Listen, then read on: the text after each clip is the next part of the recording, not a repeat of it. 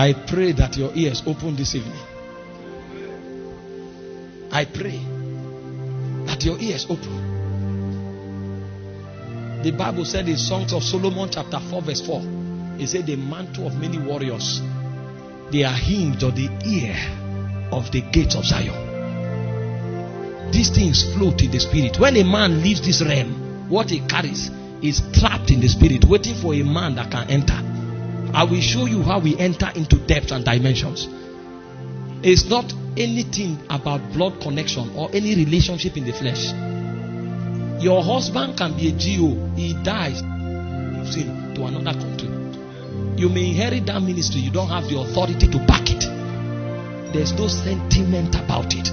What caused him to enter is the sacrifice of alignment. Many things are a gift, but there are certain things that have to do with territories and generation. God will never gift it. Never. Those things are earned on the altar of sacrifice. Matters of ordination can never be gifted. You can stumble into many gifts, not issues of territories. God finds worthy men. Many believers don't understand. We live our lives carelessly. You have to until you learn truth and you live by them. You are mighty on your throne. You reign. You reign. You reign. You reign. Kadosh. You are mighty on your throne. From Genesis to Revelation, nobody made impact by chance. Not one. Go on. I told you that Adam was born in the womb of encounters. He came from within God. The Bible said God created the man, and then he formed the man from the dust of the ground. He breathed into the man, and the man became a living soul. He was born from within encounter. He lived in Eden, the ambience of heaven.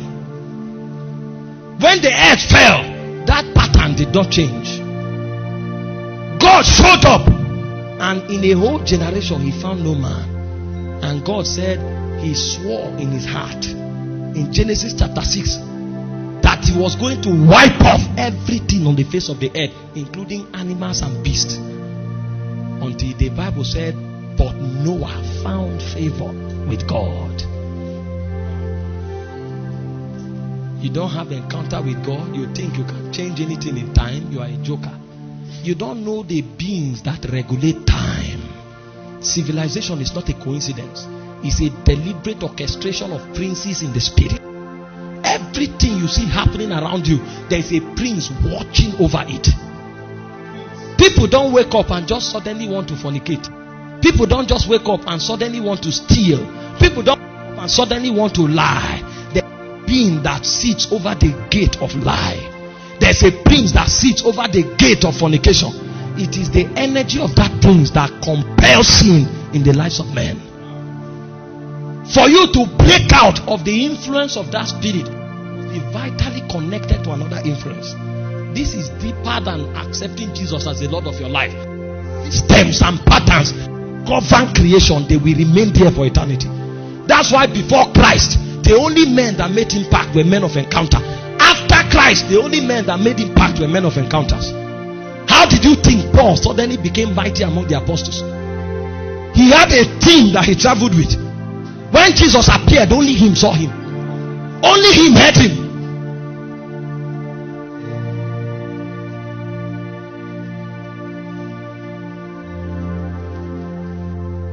And that brings you influence among spirits. And that influence causes you to rule men. When Moses encountered God by the backside of the desert, in Exodus chapter 7 verse 1, he said, I have made you a god unto Pharaoh. When you gain influence among spirits, you become a god among men. That's why you can have impact. Even the princes, your name echoes in their realm. They dare not touch you. Did you not read about the sons of Sceva? Jesus we know, Paul we know, who are encounter. He registers your name on the legislature, on the charter of the spirit realm.